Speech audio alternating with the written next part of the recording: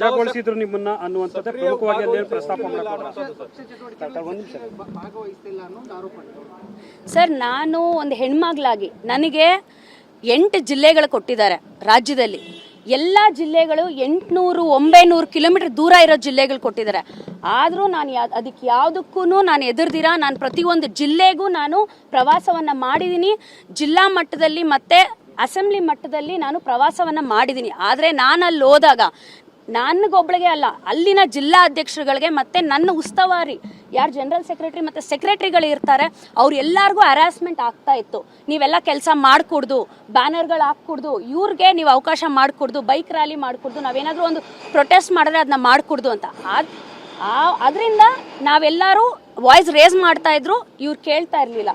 So ಅದರಿಂದ ನಾವು ಕೇಳ್ತಾ ಇರಲಿಲ್ಲ ಅಂದ್ಬಿಟ್ಟು ನನ್ನೊಬ್ಬಳದೇ ಅಲ್ಲ, 2-3 ಡೇಸ್ ಬ್ಯಾಕ್ 39 ಜನನ ಕರೆದು ಅವ್ರಿಗೂ ಎಲ್ಲ ನೋಟಿಸ್ ಕೊಟ್ಟಿದ್ದಾರೆ. ಅವ್ರನ್ನೆಲ್ಲ ಕರೆದಿದ್ರು. ಅದಕ್ಕೆ ಮುಂಚೆ 4 ಜಿಲ್ಲಾ ಅಧ್ಯಕ್ಷರಿಗೆ ನೋಟಿಸ್ ಕೊಟ್ಟಿದ್ದಾರೆ. ಇವಾಗ ನನ್ನ ಜೊತೆಗೆ 15 ಜನಕ್ಕೆ ನೋಟಿಸ್ ಕೊಟ್ಟಿದ್ದಾರೆ. ಸೊ ಅದರಿಂದ ನಾವೆಲ್ಲ ಬಂದು ಕ್ವೆಶ್ಚನ್ ಮಾಡಿದ್ದೀವಿ.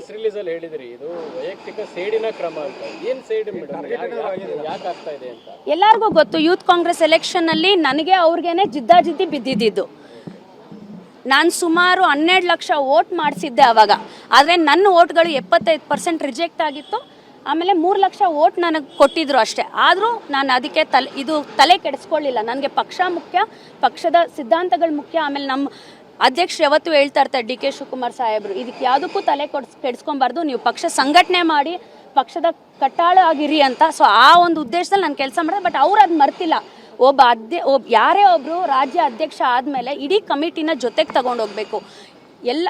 ಎಲೆಕ್ಷನ್ ಟೈಮಲ್ಲಿ ಎಲ್ಲರಿಗೂ ಮನಸ್ತಾಪ ಇದ್ದೇ ಇರುತ್ತೆ. ಆದರೆ ಅದಾದಮೇಲೆ ಯಾವ ಪ್ರೀತಿ ವಿಶ್ವಾಸದಿಂದ ಎಲ್ಲರನ್ನೂ ಜೊತೆಗೆ ತಗೊಂಡು ಹೋಗ್ತಾರೆ, ಅದೇ ನಿಜವಾದ ನಾಯಕತ್ವ ಅಂತ ನಾನು ನಂಬಿದ್ದೀನಿ. ನಾವೆಲ್ಲರೂ ಬಂದ್ವಿ. ಎಲ್ಲ ನನ್ನ ಜೊತೆಗೆ ಸುಮಾರು 8-9 ಜನ ಉಪಾಧ್ಯಕ್ಷರುಗಳು ಎಲೆಕ್ಷನ್ ನಿಂತಿದ್ರು.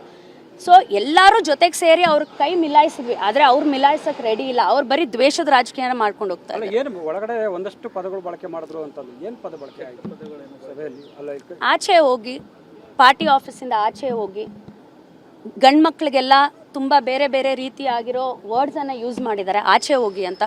ಅದು KPCC ಆಫೀಸ್. ಪ್ರತಿಯೊಬ್ಬ ಒಂದು ಸಾಮಾನ್ಯ ಕಾರ್ಯಕರ್ತ, ಕಟ್ಟೆ ಕಡೆಯ ಕಾರ್ಯಕರ್ತ, ಒಂದು ಬೂತಲ್ಲಿರೋನು ಬಂದು ಆ ಪಾರ್ಟಿ ಆಫೀಸ್ ಒಳಗಡೆ ಬರೋವಂಥ ಅಧಿಕಾರ ಇರುತ್ತೆ.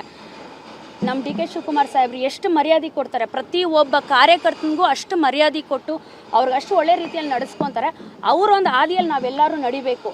ಆಚೆ ಹೋಗ್ರಿ, ಆಚೆ ಹೋಗೋ, ನಮ್ಗೆ ಹೇಳೋಕ್ಕೂ ಇಷ್ಟ ಆಗಲ್ಲ. ಆ ಥರ ಎಲ್ಲ ಮಾತಾಡಿದಾಗ ಆಬ್ವಿಯಸ್ಲಿ ಎಲ್ಲರಿಗೂ ಬೇಜಾರಾಗುತ್ತೆ. ಆ್ಯಂಡ್ ನಾನೊಂದು ಹೆಣ್ಮಗಳು, ನಾನೇ ಫ್ರಂಟಲ್ಲಿದ್ದೆ. ನನ್ನ ಪುಷ್ ಮಾಡೋಕ್ಕೆ ಟ್ರೈ ಮಾಡಿದಾಗ ಅದು ವೀಡಿಯೋದಲ್ಲಿ ಕಾಣಿಸ್ತೋ ಇಲ್ವೋ ಗೊತ್ತಿಲ್ಲ, ನನಗೆ ಯಾವುದೋ ಮೀಡಿಯಾದಲ್ಲಿ ಬರ್ತಾ ಇತ್ತು. ಬಟ್ ನನ್ನ ಪುಷ್ ಮಾಡೋಕ್ಕೆ ಟ್ರೈ ಮಾಡಿದಾಗ ಆಬ್ವಿಯಸ್ಲಿ ಎಲ್ಲರೂ ನನ್ನ ಪ್ರೊಟೆಕ್ಟ್ ಮಾಡೋಕ್ಕೆ ಟ್ರೈ ಮಾಡಿದ್ರು ಅಷ್ಟೇ. ಡೆಫಿನೆಟ್ಲಿ ಸರ್, ಅವರು ಕೇರಳದಲ್ಲಿದ್ದಾರೆ, ಇವಾಗ ಬರ್ತಾ ಇದ್ದಾರೆ. ಸೊ ಡೆಫಿನೆಟ್ಲಿ ನಾವು ನಮ್ಮ ಪಾರ್ಟಿ ಅಧ್ಯಕ್ಷರ ಗಮನಕ್ಕೆ ನಾವು ತಂದೇ ತರ್ತೀವಿ.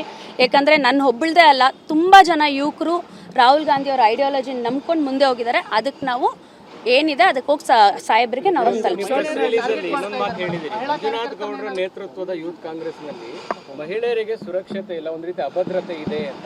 ನಾನು ಅದೇ ಹೇಳ್ದೆ ಅಲ್ಲ ಸರ್, ನಾನೊಂದು ಮಹಿಳೆ ಆಗಿ ಉಪಾಧ್ಯಕ್ಷ ಆಗಿ ನಾನು ಕೆಲಸ ಮಾಡಿದ್ದೀನಿ. ನನಗೆ ಜಿಲ್ಲೆಗಳಿಗೆ ಹೋದಾಗ ಕೆಲಸ ಮಾಡೋಕ್ಕೆ ಅವಕಾಶ ಮಾಡಿಕೊಟ್ಟಿಲ್ಲ ಅಂದಾಗ ಆಬ್ವಿಯಸ್ಲಿ ತುಂಬ ಜನ ಮಹಿಳೆಯರು ಆ್ಯಕ್ಚುಲಿ ಬರ್ತಾ ಇಲ್ಲ. ಸೊ ಅದರಿಂದ ಪ್ರಾಬ್ಲಮ್ ಆಗಿದೆ. Yes, thank you sir.